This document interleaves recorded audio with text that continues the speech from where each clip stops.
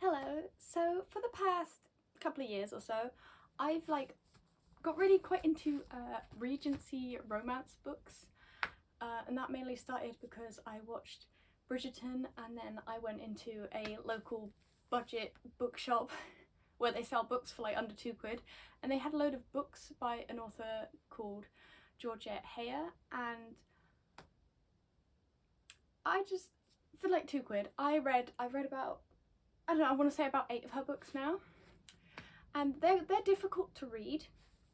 Her language is quite difficult, and also the text size on these books, they're about 200 pages, but like, I don't know how many words they are. They take a while to read because the text is just so small. 2 seconds, I will just grab one. This is the one that I just finished reading, and for example, this is the size of the text. Like, it's very small, okay? And she has very flowery language. This is about 300 pages, this one. This is probably my least favourite, but it had some points in it that I feel are somewhat relevant to what else I wanted to talk about. And anyway, I read a lot of Georgette Heyer, and they also had on this same shelf next to them and that some Julia Quinn books. They didn't have any of the Bridgerton books, which, like I said, I got into this because I started watching like Bridgerton. I also started watching, Pride and Prejudice was on TV, so I started watching that, and I was like, this is brilliant. Hand flex scene. And I've read Pride and Prejudice, I've read Sense and Sensibility. I read like a whole load of things, and eventually, a few weeks ago now, I noticed they had a complete series, this trilogy by Julia Quinn, and I thought, look, they don't have the Bridgerton books, which I would like to read after watching the series because I really enjoyed the series. But I grabbed these 3 because it was a full series, and I thought, you know what, they're nice and thick, they look easy to read, I might as well, you know, give it a go, makes it a little bit more easy reading. And I looked at it, I opened it up, and I thought, yeah, this will be nice. And look at the font size of this compared to like the font size of this. Like, it's crazy difference. So yeah, I thought I'll give these a go, and my god, just the first page of this one, like, I could rant ages about this whole series, and not in a good way. She did say, I think at the front of the book, that this is not her greatest work. This was the first trilogy that Julia Quinn wrote. And Splendid is perhaps not as polished as what I published today. I would say this series is far from polished in any. This series is something you would find on Wattpad. It has, and it was written in the 90s. Like, this series somehow made Wattpad into its writing without even. But yeah, I'll start with the first book and my problems with the first book. Now, I did enjoy these books. First off, I did enjoy the books because they're incredibly easy to read, and I read one in like a day. They're so easy, whereas these take a hell of a lot longer. But yeah, the protagonist, immediately what caught me off guard when I read this and screamed Wattpad at me was the protagonist, Emma. She's American, and she's got ginger hair. And she has purple eyes. Yes, purple eyes. And I'm sure if you're the same age as me, you are familiar with that famous Tumblr post about people with purple eyes, no body hair, and that don't get periods. That's exactly what I thought of when I see someone having purple eyes in a book. I just thought, okay, I didn't mean to do that. Sorry. I did not mean to throw the book. I apologise, book. But I just immediately went, ugh. I thought, no, you can't be, you're kidding me. Anyway, naturally she fakes being a maid, and she gets hit by a carriage saving a little boy, which, you know, fair dues. Standard Regency romance, except I believe it was on page 23. Basically, I think I just saw it, yeah. Oh, describing her eyes as innocent, and they, basically, these men do not think with their brains, they only think with their damblers. And I do not find that sexy, I find it disrespectful. At this point in the book, I'm on like page 28, he has just kissed her somewhat unconsensually. At this point, she is dressed as a servant, and he is, you know, a duke, and he has just kissed her while she's got a concussion. She is not able to consent, in my opinion, and he just kisses her. There's a complete imbalance of power, and and at that point I was like, jail. Like, I was like, no, this man is... And I made a small TikTok about comparing Georgette Heyer and Julia Quinn, because they write the same genre, just completely differently. And I said that Georgette Heyer writes villains. No, I said Julia Quinn writes love interests, how Georgette Heyer writes villains. And this guy called Alex, for some reason, literally is. He stalks her, he follows her up to her room, you know, forcibly kisses her, you know, borderline kidnap. Like, oh, it's just... I shouldn't be on a book. Dude is just... I do not find it remotely sexy, I find it disrespectful. Like, he like follows her up to her room and then like forcibly kisses her, and just... Oh, and the whole time, at one point, she is described as being achingly small. There's so much like, this is what I mean why it screams Wattpad, because there is so much talk about how small she is and how big he is, about how he dominates the room, and I just, oh, and how innocent she is, and how, of course, every single man, every single love interest in all three of these books is a complete rake. They have mistresses, they have probably slept with 6 million women, whereas every single woman is a virgin. And I hate it. It is not sexy. These men would have so many diseases. It is not sexy. It is disrespectful to these women, quite frankly. You know, when you think of Regency romances, who is everyone's favourite? Mr. Darcy. Mr. Darcy would not do this. Mr. Darcy would not forcibly kiss. Mr. Darcy was sexy because he was so respectful. That hand flex scene in 2005, Pride and Prejudice, is sexier than any single bloody scene in Bridgerton or in these damn books. Like, respect, tension. Julia Quinn just doesn't seem to understand the tension. She just has to immediately somehow, in order to make things sexy, just put as much sex in as possible. But yeah, anyway, they have a whole... It's all just stupid communication errors and yada yada yada. Yada yada. Oh, so this book wasn't even that bad. I quite enjoyed this book. Like, the couple turned out okay. Also, there's one thing. The main character, Emma, she is in charge of... She basically runs her dad's business over in America. And the reason she doesn't want to get married in the book is because she wants to go back and run the company, even though everyone tells her that's a bad idea and no one's going to listen to you because you're a woman, etc, etc.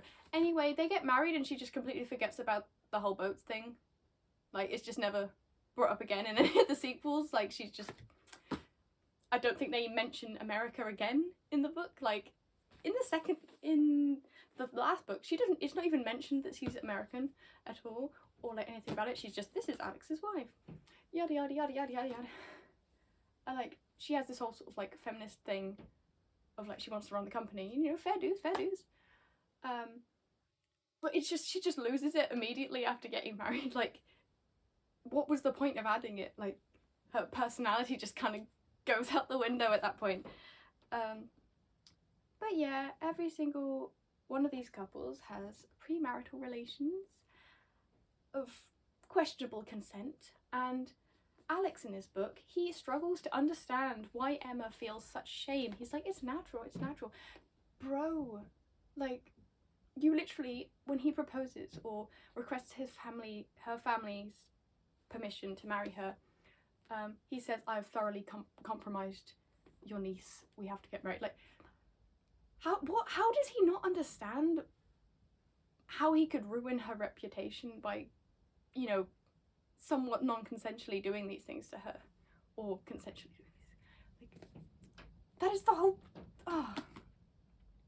Like, how is he blissfully unaware of the shame women feel around sex in that current culture. Like, I don't get it. He should be incredibly aware of that. I don't understand how he isn't. Also, once again, he is very much like the villain, I guess, sort of in this book. It's just that whole...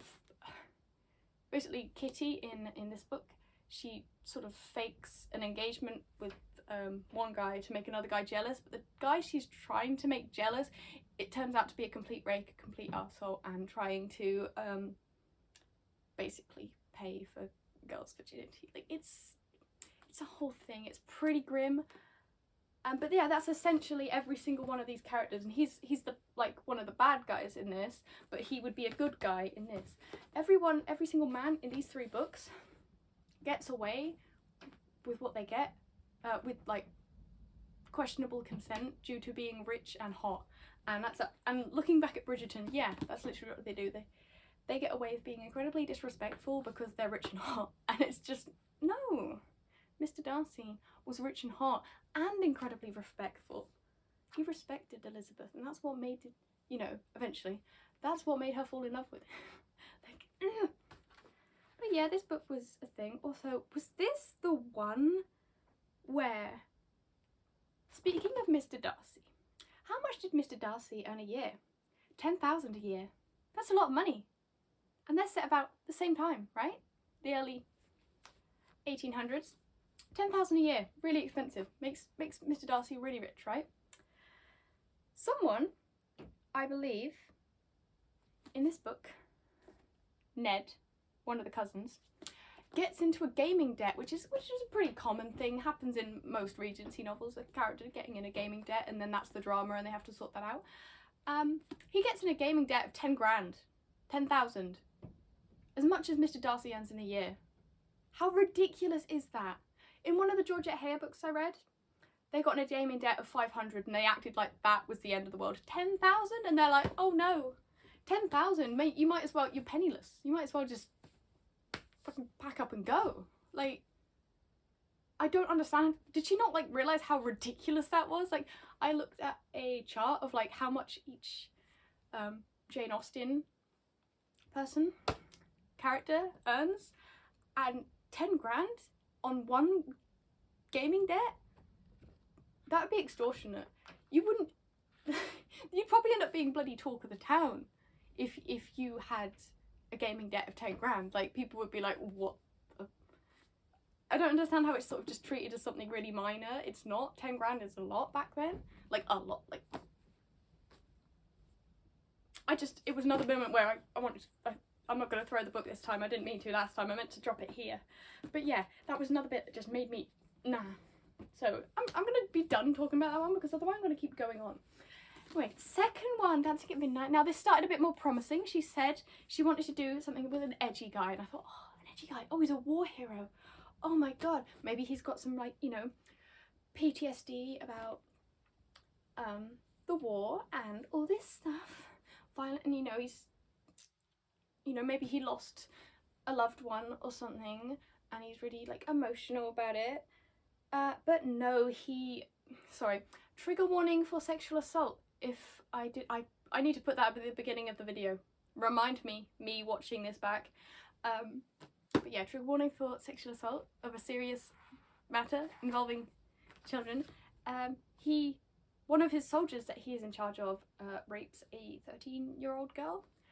And she ends up killing herself later, and he shoots the guy called Spencer. John shoots Spencer in the arse and gets him discharged from, or makes him desert the army. Which, you know, fair dues, that's alright. But yeah, he has like trauma around this now, but the way the trauma is handled really annoys me because I suffer from intrusive thoughts. I'm sure many people do, and they are not pleasant things, they are scary things, they are things you do not want to hear. Do not want to have your mind saying, and basically John has these surrounding women. He fears that he's going to be a rapist, which is, it's a questionable choice for a love interest, okay? To make your love interest have a fear of being a rapist. Like, I'm sorry, that's... Why? Anyway, naturally he has intrusive thoughts when he sees women of raping them. Anyway, in order, as I said, Julia Quinn likes to make things as sexy as possible. So naturally, these intrusive thoughts about assaulting women are made into sex. They're made sexy. So instead of reading like as horrific as they should be, they are turned into smut, and they are just.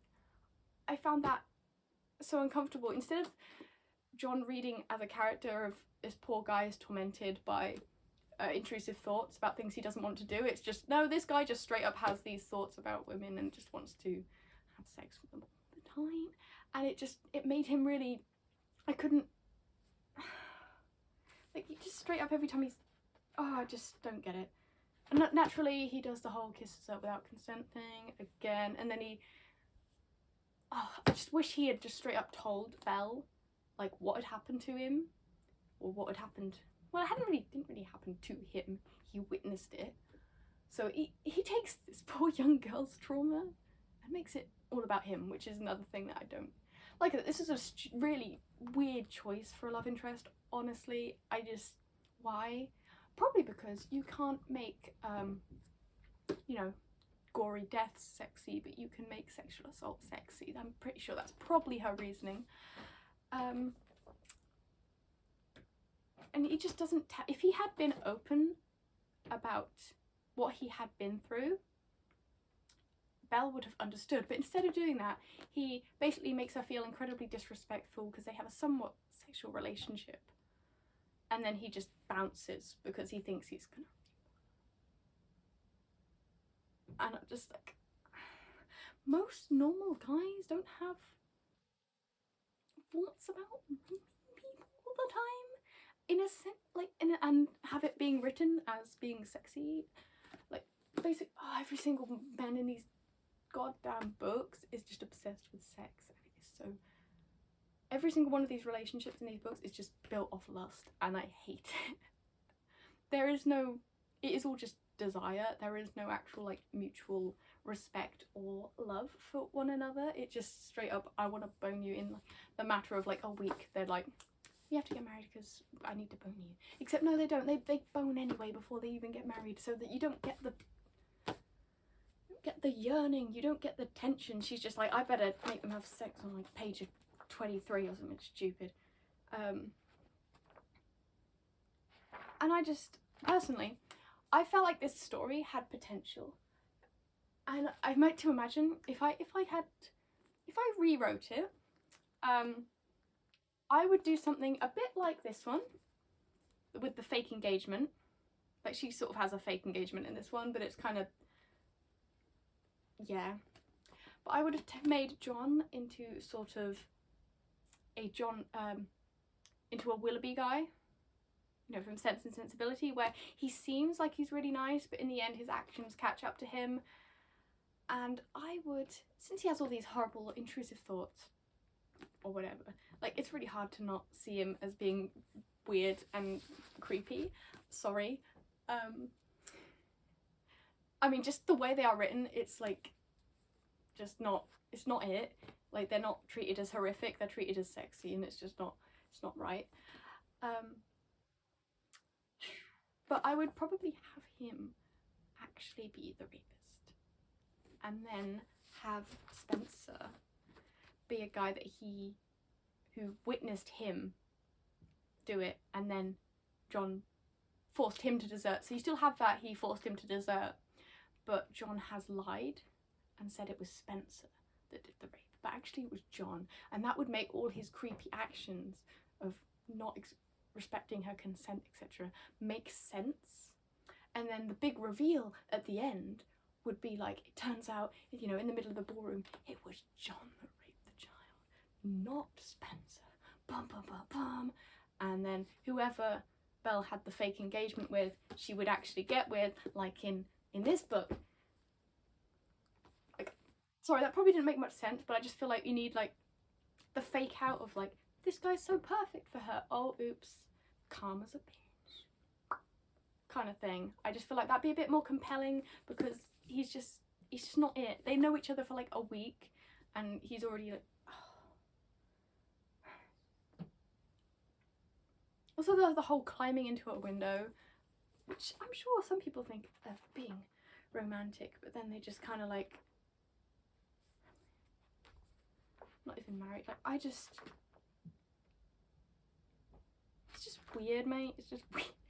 Like, I just wish they'd have they always talk about, oh, you know, just I want to respect you and all this stuff, and then they just proceed to do nothing of the sort, and they must be fully aware of how a woman's reputation can be ruined, and they just seem to forget about that and just focus on getting themselves off, and it just that's why I find it incredibly disrespectful. Like, they should, if they really love someone, if they really love one of these women, they should be able to control themselves and respect them and protect them from scandal. I do not find a man who cannot control himself around you sexy. A man who cannot, when you say no, when you say stop, the man should stop. It doesn't matter if he is controlled by desire. He should stop. He should respect you and love you and take care of you and not disregard how you are feeling because he's so horny and he just wants you so bad. Like, that's not sexy. It's disrespectful to me. Man should know when to stop. Man should be able to, his love for you should outweigh how horny he is. I'm sorry, but that's just, it's not romantic to be unable to control yourself. It is concerning, it's scary, and that's my thoughts on this book. I would rewrite it and make it into something a bit more dramatic, a bit less sexy, more dramatic. Yes. Now this one, Minx.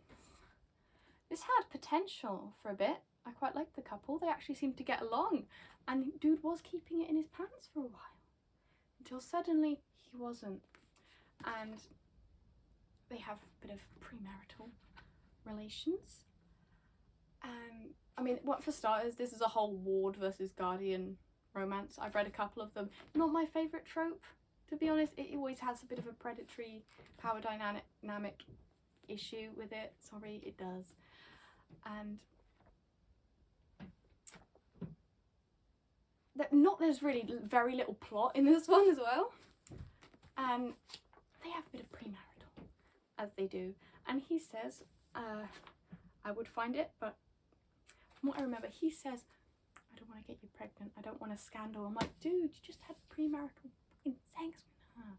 You are the scandal. Like, if you didn't want a scandal, you would have kept it in your damn pants. Like I said, like, does he hear what he's saying? Like, oh, I don't want a scandal, while simultaneously still doing actions that could result in a scandal. I just think it's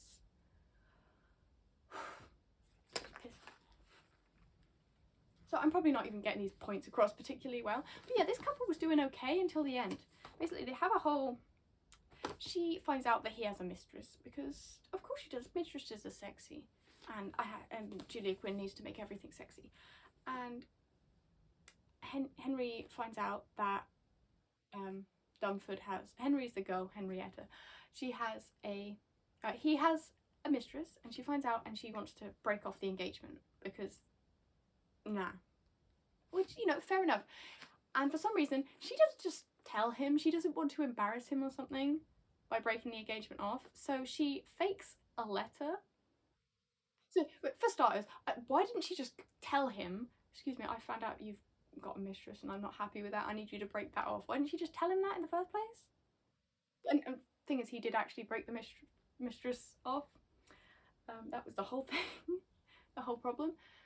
She misunderstands it, and I'm just there like, so why not just talk about it?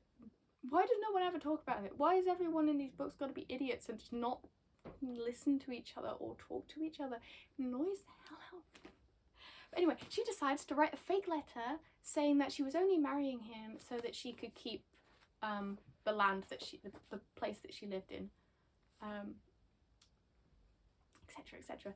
And rather than break off the engagement, he basically forces her to go through with it the whole time, both of them believing that they hate each other. And honestly, it was the most uncomfortable thing to read, because then it gets to the wedding night and this whole time you are believing that he hates her, she is terrified of him, and yes, they have sex, and naturally it comes across as marital rape. She says no, she tries to make excuses, but don't worry, he's so hot and the sex is so good that it doesn't matter that she didn't want to do it in the first place. And it just kind of, it was really quite distressing to read, honestly. And of course it was treated as sexy, because don't worry, it doesn't matter if you're not in the mood, you can just, like, if your partner's hot enough, it just doesn't matter. It doesn't matter, they can just make you want it by being so sexy. And that's not how sex works. Like, if you don't want to do it, you don't want to do it. Like I said, these are just how sexy can you make marital rape? Like, it gets me. Like, they were doing so well. They were like on track to be like a decent couple until the moment when like he's just constantly, the entire book, talking about how bad he wants to ravish her, and it's just, I don't know, like I said, I find it disrespectful, and I wish that the relationships were built off like mutual respect and love for each other and enjoyment of being around one another, but instead they're built off like, I need to bone her now and stuff. And the whole marital rape scene was just like really horrible. It is just bad. Like, I really liked Dunford. He's a character that appeared in like these two books as well, and I really liked him, and then they ruined him by basically making him a sex obsessed rapist. And I was just like,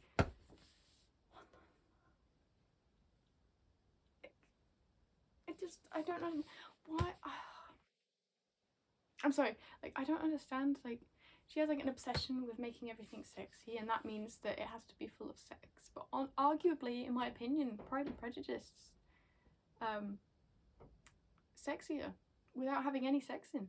Just you know, Colin Firth in a wet t-shirt and into that hand squeeze. That's all you need for sexiness. And I think it beats it by a mile. Yeah, more sex doesn't actually mean more sexiness, especially when half the sex is unconsensual and just kind of weird. Oh, also I forgot, in this one, the guy has like a massive dick. And she's like, oh no, how is that gonna fit?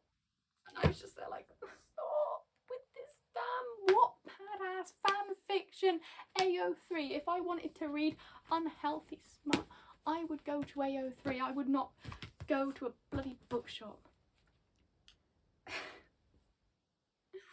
Oh, but yeah, I will probably read more Julia Quinn because a friend of mine, she bought the first 4 Bridgerton books in like a set or something, got like halfway through the first one and was like, I can't read this, I can't read it, it's all sex and I hate the characters. And I was just like, sure, I'll read it, I'll give it a go.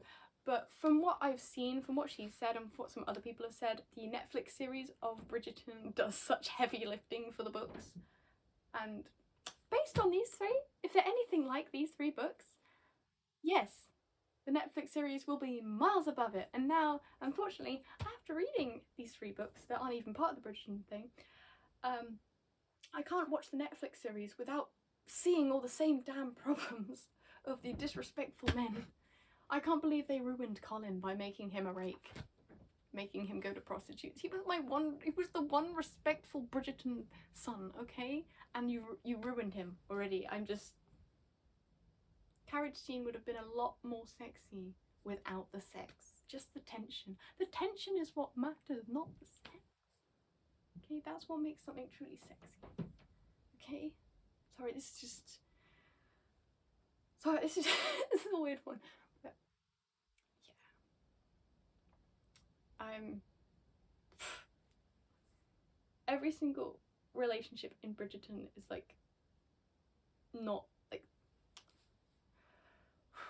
they're all just unhealthy and awful, and I'm just like, I can't unsee it now.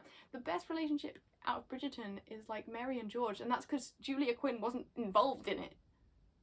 It was just a compelling emotional story where the characters actually loved and respected each other and sorted out their differences eventually, and makes me cry at the end. Whereas, like season 1 of Bridgerton, Daphne and Simon, awful. They just lie to each other, questionable consent everywhere, like, sorry, I need to stop because I didn't plan any of this. I just went in with a rant, and as a result I've no idea what I'm saying anymore. This was all a lot better in my head when I was walking the dog this morning, and then I sit down and record it and word vomit, and here we are, just kind of. So if I do read the Bridgerton books, I'll probably make an equally long, annoying rant video like this one. This is like if Colleen Hoover wrote bloody Regency romances, because they're that unhealthy and just weird. I don't even know. It couldn't get much worse than the bloody Tumblr purple eyes, and he's so big and she's so small and consent is nowhere to be found. It was just weird. Like, if you are, to be fair, if you have things, you don't want to read things with like questionable consent, you probably haven't watched this video. But I would not recommend this book, and I would especially not recommend this one, just because of like the end scene is just so uncomfortable. Oh, and also, so I've dropped the book again. This one, the second one with the whole rapist plotline, it has a graphic depiction of said rape of said child, and it comes up. It's just generally, do not read this book if you have any sensitivity. It was really horrible to read, honestly, that bit. I don't think it was necessary to have any scenes like that. But of course, naturally, they needed to make it sexy. And you know, how do you make things more sexy? You would just add more sex. Doesn't matter if it's any good or not. Or any... But yeah. And then, of course, in this one, he, like, basically stalks her and sexually assaults her, and is written pretty much like a villain in a Georgette Heyer novel. So... But yeah, if you are looking for Regency romances without any sex or things like that, like just read some Georgette Heyer. It might do your head in trying to understand. But they're a hell of a lot more accurate, and people don't get in Mr. Darcy's whole fortune worth of gaming debt over one game of cards. So would recommend, perhaps. And also, like, the men are generally a hell of a lot more respectful. And if they're not respectful, they're the villain, as it should be. So yeah, I would 100% recommend a bit of Georgette Heyer, Julia Quinn. Very easy to read, but like I said, full of not great stuff. So I've got to shut up now before I keep bloody waffling on. So thank you for watching. Bye bye.